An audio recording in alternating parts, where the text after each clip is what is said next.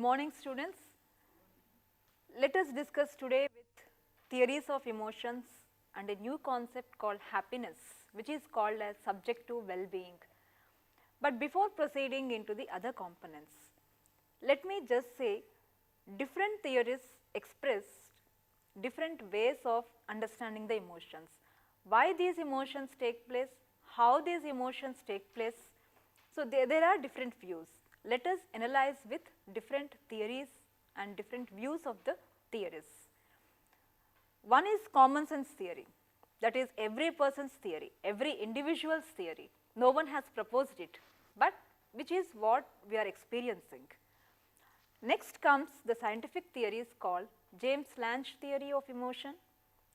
These are two different people who worked on how the emotions develop, how the emotions work, and they started with this kind of a theory. Then the second theory is Cannon-Barth theory. This Cannon-Barth theory, again there are two theorists who set a different perspective differing from the James-Lange. Then the third aspect is cognitive arousal theory. This cognitive arousal gave more importance to the cognitive component, and then they said it is not just the behavior, it is not just the environment, but it is something how you understand the situation. Then last but not the least, it is facial feedback hypothesis. That is ultimately what you are is reflecting in your face. So, these theories help us to understand what are the different views expressed by the different theories.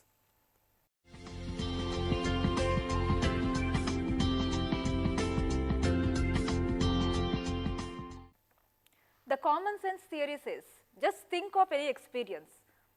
You have seen some stimulus, that is some situation. What happens in that situation? That is, imagine yourself in one stressful situation or one threatening or frightening situation. What happens in that situation? What do you do? Either you respond psychologically or physiologically.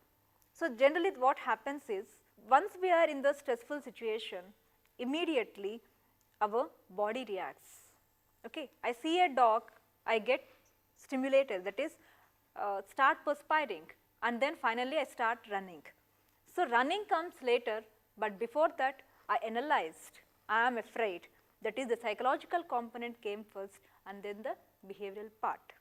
Okay, this is what the common sense theory states.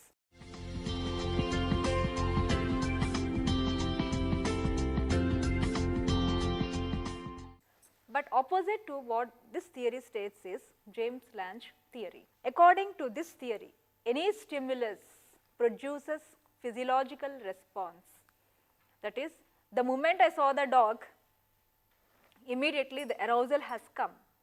What is this arousal? Why this arousal? That is, the fear started. I am afraid of the dog. The moment I see the dog, I am afraid of the dog, and then I started running away. So, first I ran away and then realized I am afraid of the dog, or first I am afraid of the dog and then started running away. So, when you analyze, there is slight deviation from the common sense theory. Okay. So, this here these people say sympathetic nervous system produces the bodily reactions like heart rate, dry mouth, palpitation, all these aspects. So, here these people, James-Lange said, certain examples, I am afraid because I am aroused, I am feeling shy because my face is red, I am nervous because my stomach is aching. I think this is a common experience. Okay? We say like butterflies are flying in the stomach. Why you are feeling it under the nervousness state? Okay? So, because you are experiencing the physiological arousal, you are able to label the emotion. So, this is how the James-Lange theory says. I hope you agree with this, but everyone will have a different view. There are certain exceptions.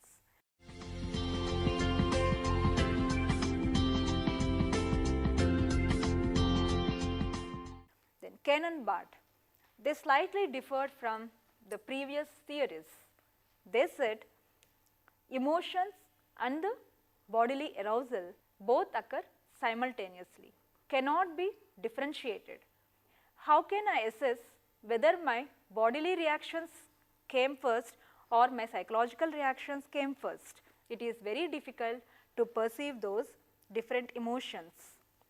And here they say, when the sensory input, that is when the moment you have seen some dog, information has gone to the nervous system, and the nervous system immediately send the information to the various organs of the body and also to the other aspects. So, my physiological arousal and my psychological arousal occurs simultaneously. When I look at the examination paper, not a single question which I know, immediately my face became red, I started crying. Which came first? Both the things arouse simultaneously. It is difficult to say that.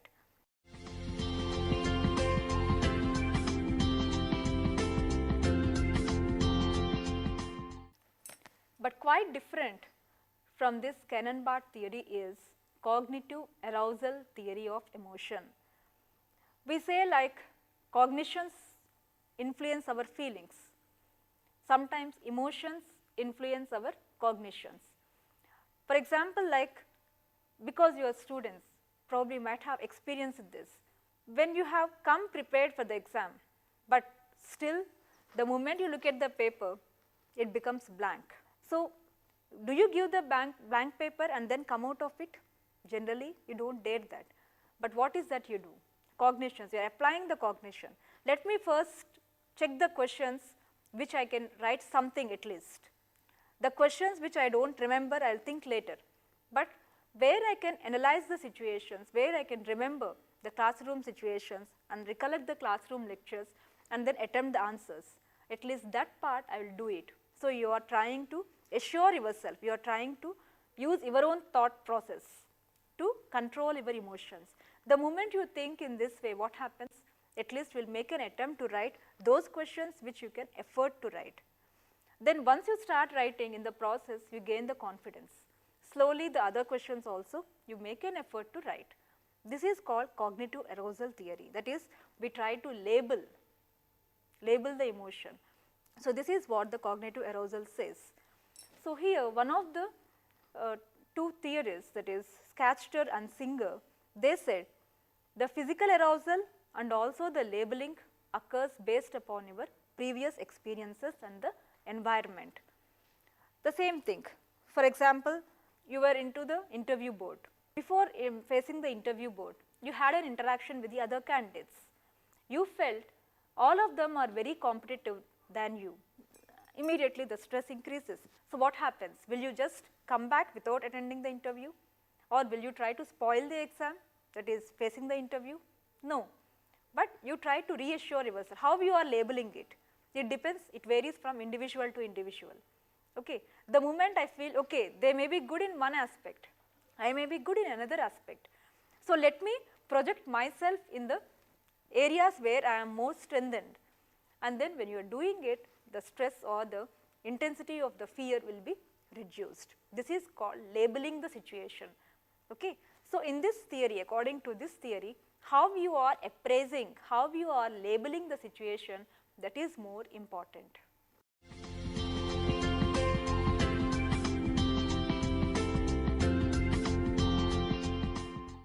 Then last but not the least theory is facial feedback hypothesis of emotion. Always we have to accept the fact that face is the index of the mind. Though verbally you may not say what sort of emotions you are experiencing, the face reflects it, whether it is happiness, joy, anxiety, stress, whatever it is. So, naturally we can infer, if you can focus on the facial expressions of the person, you can infer what sort of emotions the person is experiencing and what intensity of it is. Generally we say, when the person denies, I have never expressed any anger on you. Actually, I should have shown your face in the mirror. Why do we say that? There is a saying, when the person is angry, if he looks himself or herself at the mirror, never in the life will he try to be angry. Okay? Because the muscles, the expressions, all these things make even a beautiful person into an ugly person. For that reason we say face reflects, face is like a mirror. Whatever expressions you are exhibiting, that as it is, they are reflected in the face.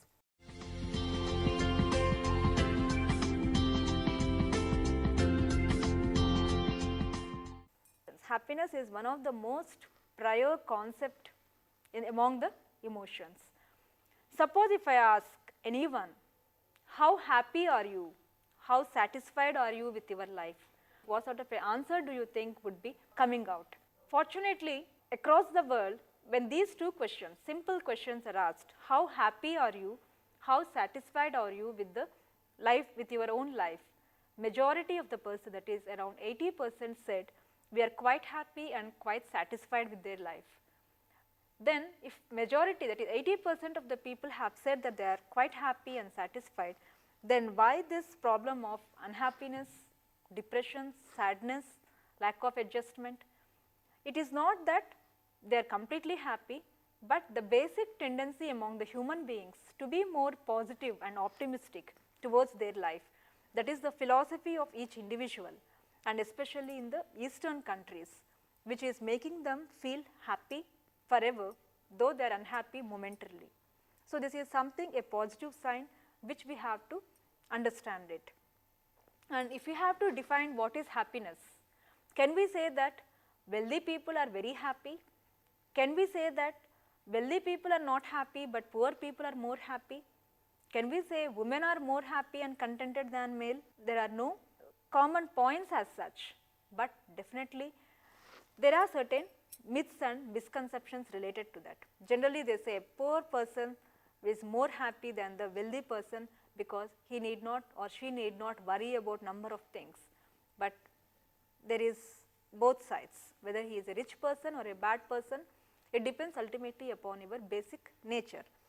So, happiness is nothing but it depends upon your state of well-being and how contented you are.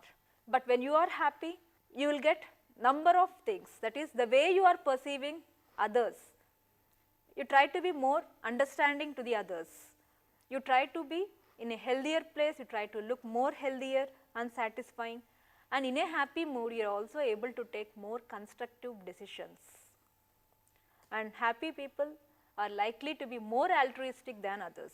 Because I am happy, because I am contented, whenever anyone comes to me, I try to generate my happiness even to the other people. This is likely to be developed among all the human beings.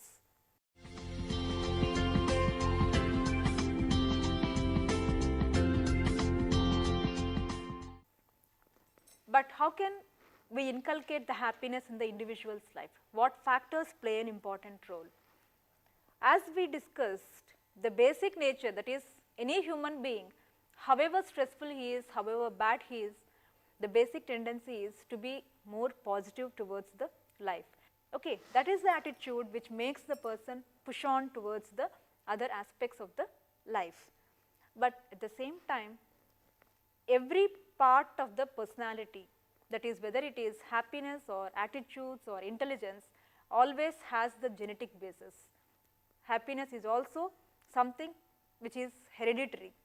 Probably you may be feeling like how happiness can be a hereditary basis, can have a hereditary basis, but definitely if you see like in the among the family members, if you always see mother and the father trying to be more optimistic in the situations, children also learn those things, and that can be later on when the same trait is inculcated, that becomes a part of the hereditary also.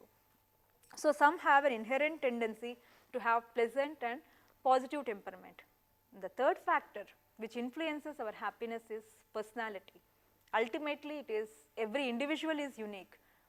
How you are assessing the life, how you are taking the things into your hand, all these things also play an important role. Can we say introvert is more happy or extrovert is more happy? Generally we say extroverts because they work with the or they be in the group of the people, they always tend to be happier. But all these are misconceptions. As long as you are emotionally stable, emotionally try to understand yourself and also understand others. And if you are seeking affiliation, that is the company of the people, I cannot stay alone without my family members for a longer time, or I want always some company or the other. I cannot sit in loneliness. Why this kind of silence? I can't bear this silence. These are like immediately people try to seek the company of the people, that is affiliation motive is high. And similarly they say, by nature if you are very positive, if you are an extrovert and avoid worry, uneasiness and other things, you tend to be more happier. But definitely here, whether it is an extrovert tendency or introvert tendency, it is more than that, it is your view of assessing the situations which is very important.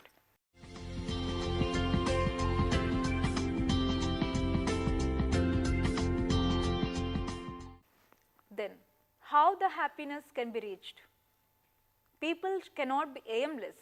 Okay, 2008 is also over, but I did not do anything. The whole year has been wasted. If you go on thinking where the problem is, okay, whatever happened has happened. Let me set some goals. Goal setting is very important. Whatever I could not achieve all through these years, let me achieve at least some part of it in 2009. And how we have to set the goals? In a very smart way. That is, goals should be specific, measurable, okay, achievable, then realistic and time bound.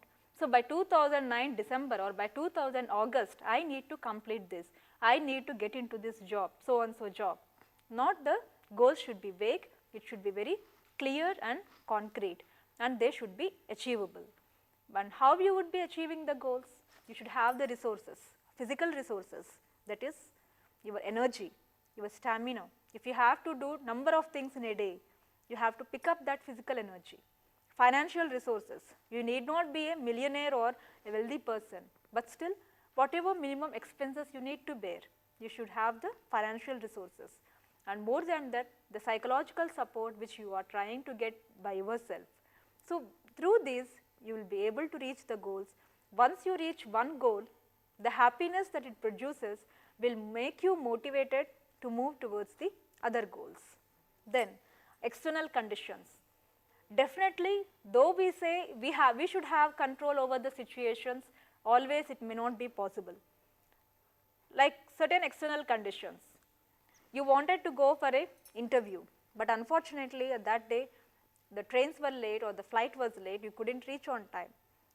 Can you control these situations? No, completely out of control. So, you need not worry about these situations over which you do not have any control at all.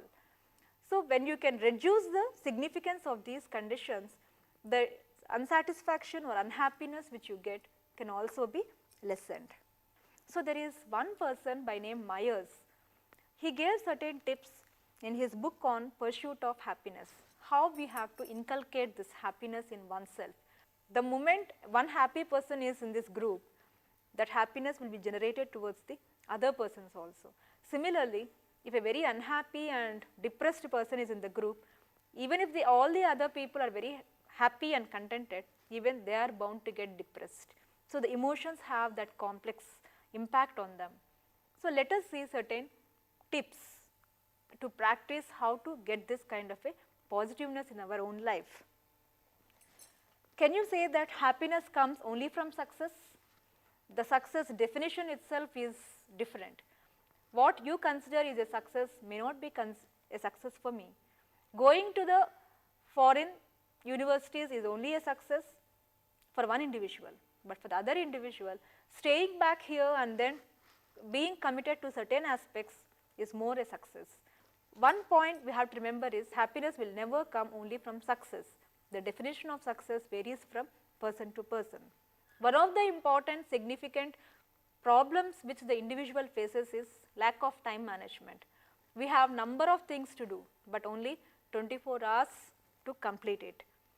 So, a lack of proper time management, which is a very indisciplined attitude, which makes us slog throughout the day, but still we left out with incomplete work.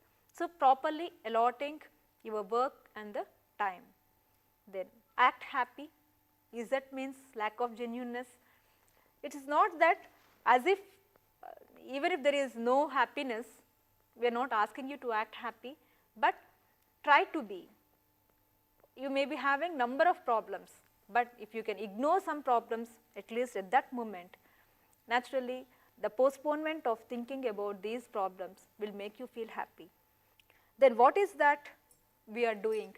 Probably W.H. Davis quotation you might have learnt, you might have heard, there is no time to life to stand and stare. There is no time in the life to stand and stare at the nature or at any other good environments and the good human beings. So, cultivate your own space. You may be busy with anyone, you may be busy with your works, but every day at least half an hour or 20 minutes, if you can spare some time for your own leisure activities, that will generate the happiness, that you are not always working for the others, but you are also working for yourself. How many of you suffer with the lack of sleep? Naturally, when you are not having a proper sleep, when you are not resting your body, how can you remain happy? Naturally, that affects your mood, it affects your feelings, it affects your other physical reactions also. So, the proper sleep is required. Then, giving importance to close relationships. Unfortunately, we are delimiting the importance of relationships in this busy, hectic life schedule. But ultimately, it is the emotions when you are in the company of your own fellow beings, when your own blood relationship, naturally that is a something different experience where you can forget all your other negative experiences. So, give importance to your close relationship. Focus beyond the self. Always it is not egocentric attitude, what I am going to get, what I should do, when will I get the reputation. It is not always I. It is always we. What can we do? What can I do for others? What is the benefit that the others can get out of me? So, it is thinking beyond the self, that is more into a self-actualized way. Then keep a gratitude journal. Sometimes we are very bad human beings. We take the help of others, but we completely forget them. In times of emergency, we praise them as gods, without whose presence we would not have come out of the situation.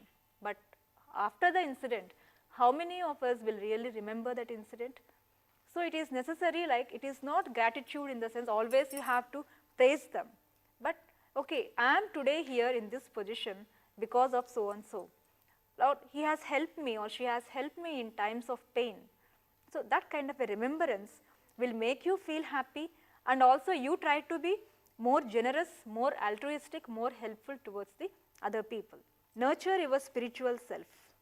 The self is not always materialistic self, the self is not always a social self, always wanting to be in the company of the people or always wanting to achieve something or the other in the materialistic gains, but it should also be beyond all these things. It is nothing detachment, spiritual self is not like going towards the detachment, but leaving the motive, selfish motives there and then contributing something to the benefit of the others. But when you can learn this, when you learn all these tips, definitely happiness you can generate in your own being and also you can generate in the others. There is one person who quoted, the hardest habit which is difficult to break is the terrible habit of happiness. Once you develop this habit of happiness, that is being happy, it is very difficult to break it, because the concept itself, I want to be happy, the view itself is within us, it is inborn. So, naturally when you make it a habit, it is very difficult to break and you can never be unhappy. So, this is a basic overall view about the how the emotions are developed, how the happiness can be analyzed, how the happiness can be understood, how it can be acquired.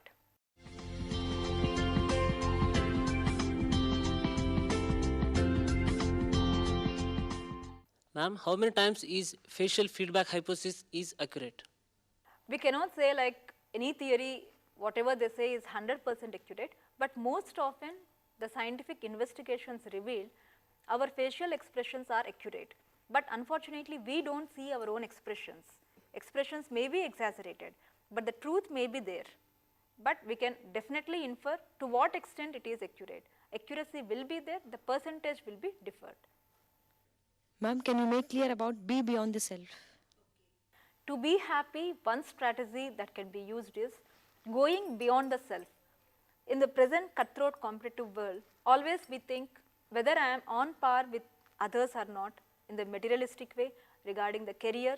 It could be with regard to the children also. Sometimes the parents comparing, like their children are more blessed, they are more intelligent, or they are more able to get the good seats in good universities, whereas our children are not.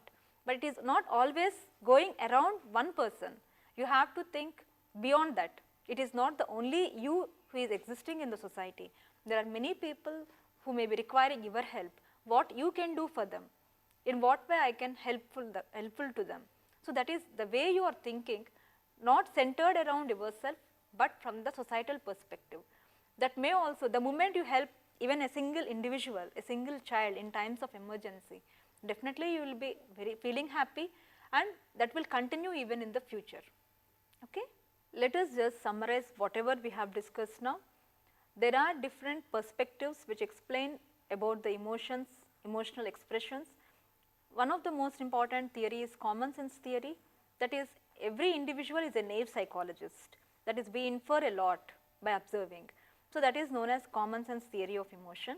Then comes the James-Lange theory, where they say physiological arousal is more important compared to the psychological arousal, whereas the cognitive arousal theory, which is slightly different from the above theories, is how you appraise the situation is more important. And the last but not the least is facial feedback hypothesis, which states that we can infer the person's emotions by observing the facial expressions of an individual, and more or less they are found to be accurate assumptions about the emotions. And the last concept is happiness, the subjective well-being of an individual. It is nothing but how happy or contented you are with the life. So if you can understand this, naturally you will be knowing how you can enhance the happiness. I hope you will practice these tips and enhance your happiness, and eventually which leads to the happiness of the others. Okay?